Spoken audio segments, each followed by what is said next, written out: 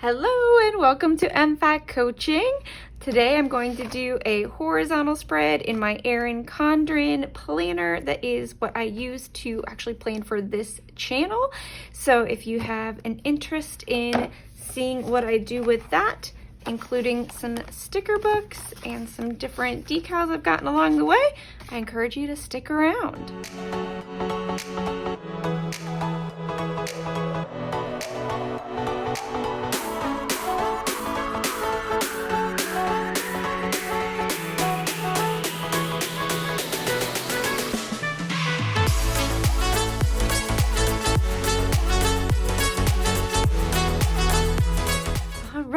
Welcome back. I'm so glad you're here. Thanks for sticking around with me. So today is actually Wednesday, and I came to do this planner and I was like, well, I could just use a different week because you'll see it's been a few weeks since I've actually been able to do my planning in here. Here's the last spread I did. But I want to plan for this week and then start planning for April. So I decided I would hop on and go ahead and do a spread here so I can use it. I'm gonna try and get ahead one of these days. So I found this, I think a friend, well, I know a friend that sent these to me. She wasn't sure what to do with them and I wasn't sure what I was going to do with them, but I think I am going to use them in this spread. I love this idea of life is an adventure. But I don't think, I was playing around with it on the page, I just don't think I really enjoy that particularly. So I'm going to go ahead and cut these. And cut the different words out, and then I'm going to put them out, lay them out on the spread. I was also very inspired by the colors in these, and then that led me to the spring book because they have some of these similar colors. Here's a similar blue, similar green, reds and oranges. I really like this purple, but it's really not in there, so I'll have to stick with maybe some pink this so long. We'll see what happens. And then in case I can't find everything I want in that, the brights seem to also have some similar colors, so we're gonna hope that all works out. The other thing I wanted to talk to you about today specifically is an idea that has really helped me as I think about planning and how to plan for what I need to get done. And long story is that my sister-in-law asked me to read a book with her and her other friend, another coworker and friend of hers. And if you know me at all, you know if you're going to ask me to read a book, the answer is yes. I will figure out how to read that book, even if I am already reading 8 or 9 others. And it turns out she wanted to read this book called The 5 Choices, and it's all about productivity. It is from the I think it's Stephen Covey line. And that is, of course, all up my alley with this channel. So how excited was I to read that? And so we read that for the last just over a month. We read a chapter a week and discussed it. We took 1 week off because of me going on some vacation. And yeah, it was just great. And so I'm going to talk a little bit about I'll probably talk about that in the coming weeks, but in today's episode, I just want to talk about something from I think it was the first chapter, or at least early on in the book. And they have these quadrants that you can put all tasks in, essentially. So you can talk about whether or not your task is a Q1, a Q2, Q3, Q4. So imagine a square, quadrants, and then this is Q1, Q2, Q3, and Q4. In this row right here at the top, these are the important things that we have to do. These are the unimportant things that we end up doing, where they may not be important to us, but they're important to other people.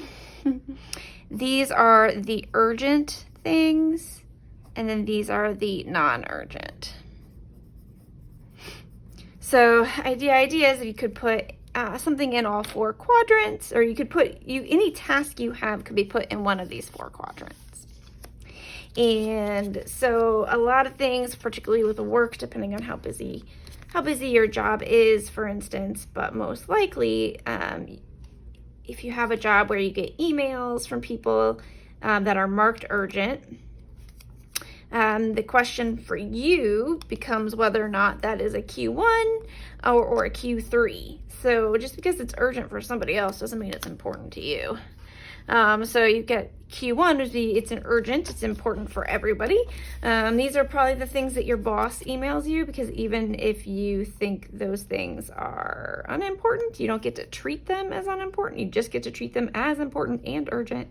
And so you do. And so that's the Q1 is the important and it's urgent. Q3 is when you get those emails that other people think are really important, but you for sure know they're like that. It's just not important. And so that is a Q3. All right, let's see if I can stick these down. Q2 then is the things that are not urgent in our life, but they are important. And you're going to find this is the category that almost everything that you really want to do that falls to the bottom of your list, but that you really wish you could do, is going to fall into. So for instance, for me, creating this spread is a Q2 item because it is important to me. However, considering I'm making the spread on Wednesday, and the week definitely started on Sunday or Monday, depending on which way you look at it, that certainly makes it non-urgent, right? Like, it wasn't urgent that I do it right away. While I would have loved to be able to come to this and have it already done, that just isn't how it worked for me this time around, and that's okay. So that's Q2 is those things that are important, but they're not urgent. So a lot of these things, a lot of things that we want to do end up in these particular category. And then of course, Q4 ends up being a lot of things that we actually do. Q4 is of course the non-important and non-urgent. And so this could be, these are the things that makes it feel like you're wasting time. So whether or not that waste of time is if it's really a waste, if you're doing something and it really is a waste of time, that's when you know you're officially in Q4. So when you are watching TV, when you should be doing something else, anything else, most likely you are in a Q4 area. And so as you think about all the things that you need to do in 1 week, it might help you to put them in these categories. And then your goal, of course, is to ideally not have anything in Q4. If it's not important and it's not urgent, you may never have to do it. And that is great. If you can put stuff in that category, do it. You know what I mean? Like, be done with that. But there may be a lot of stuff that you may see that looks like it's in Q4. So watching TV is not necessarily a Q4 activity. If it is something that literally is like feeding your soul, allowing you to relax, if that's the 20 minutes of a day where your brain gets to turn off and you don't have to think about anything, that is not a Q4. That's important. Self-care is important. And so I don't want us to forget that by any means. Okay, so I picked up this particular, from the sticker book, I found the sticker that says, "Every path has its puddles," and that just seemed super cute on this particular,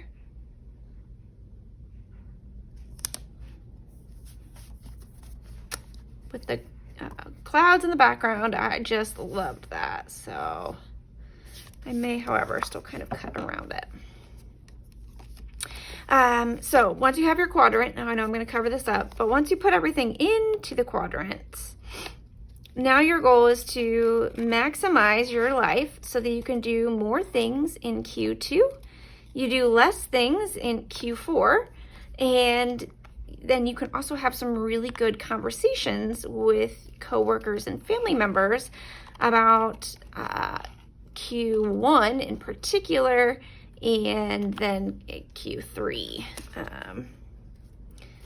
The unimportant but urgent, if you can cut those out entirely, that would probably be fantastic, because who wants to feel like they're always doing unimportant work? I don't know about you, but that does not sound good to me. I don't want to feel like my work is unimportant. I want to feel like my work is important. Even if it's just important to me. All right. Every path has its puddles. What a great reminder. I love life is an adventure. I love running through the puddles. These things really make me happy. But looking at the quadrant, which has now been cut, but that's okay. There's some really interesting conversations you can have. So with your boss, for instance, you can have conversations about make a list of what is Q2, and then if you're not able to get to all of those Q2 items for whatever reason, then it's time to talk to your boss about how you can reschedule some things so you can do those Q2 items. Because those Q2 items are probably the items that your boss really does want you to get to. You're just so busy, taking care of everybody else's urgent items that it's very hard to get that done. But by putting the tasks that you need into those different quadrants, you can have conversations with different people. So, and you can do this by also asking yourself if you think your coworkers are, if you feel like a coworker is always wasting your time or is always wasting their own time, always in Q4 somehow, you can have this conversation with them about it. And just kind of say, hey, I see you doing, I see you in the break room all the time, while I've been asking you to do, after I sent you an email of stuff that was fairly urgent for me, can we have a conversation about this? Or with your spouse or your children, you can ask them why they are watching TV all the time, and help yourself to see that maybe they're actually in Q2. Maybe what they're doing when they're watching TV is refueling themselves, or maybe if it is Q4, then you can give them some other Q2 activities, and help motivate them to be in that quadrant. But you might find out that they're super stressed about something, and if that's the case, then that's like a whole conversation that you can have with them about what is stressing them out. So I just really find that the conversation about these quadrants has been really helpful for me. It just really helped me think about how to get more of the things that I want to done while still making sure to complete all the things that my boss or other people in my life might want. So I'm just going through this book now to try and find some other things that I might want for this spread. And here we go. Today is the day.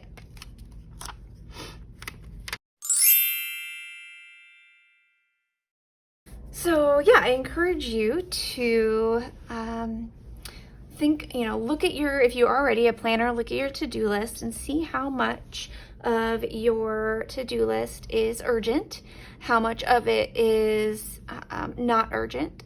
I'm going to assume that if it's on your to-do list, it is important in some way, shape, or form. But if you are looking at items on your to-do list and you think they are not important, it might be time to take those off the list entirely.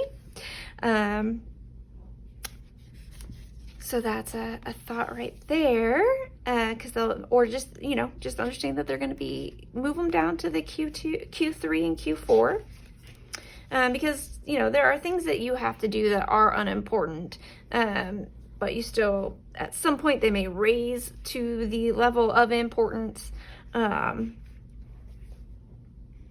but yeah, there's something about them. If they're not important, it's hard to remember why it is you're having to do them, at least for me. I don't know if anybody else has that trouble, but I have that trouble.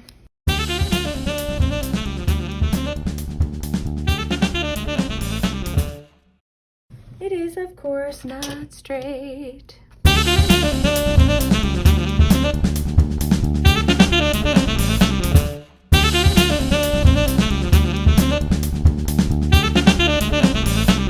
So where was I? Yes.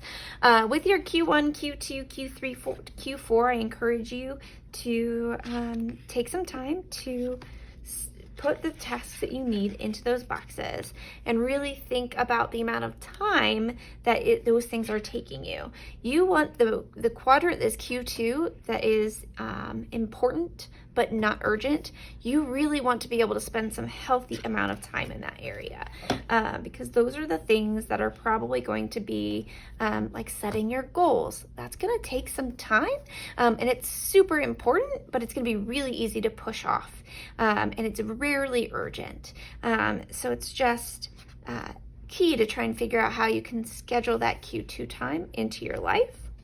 Once you have everything listed and you can see how long things or how many items you have in each box, then you can start to talk to people around you about how to make more Q2 time possible.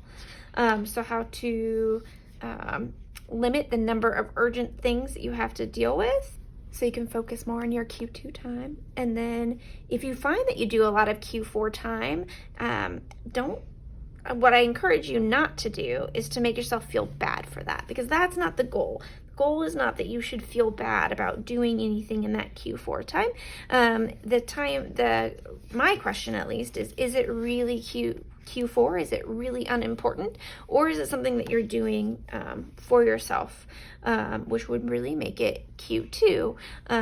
It is important, it's just not necessarily urgent. And the other thing to remember is if you are feeling like a lot of self-care stuff is urgent, follow that. That means it's been moved to Q1 and you should be doing it. If it is important and it is urgent, that helps you decide where it goes on the list of things to do. That's going to go straight to the top. So your goal is to limit the number of items that are urgent and important. But once you have something like that on the list, if self-care has fallen into that quadrant, do it. Build that into the top, build that into your day, figure out immediately how to take care of that, because that is important stuff. You really, really need to take care of yourself. All right, we're gonna use a smaller pink one, bring in this pink that's here, and bring it up here.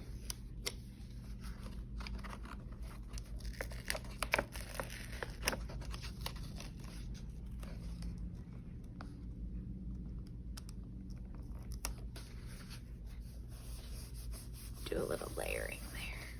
Okay, I want to bring in one more color, and this yellow is probably going to win.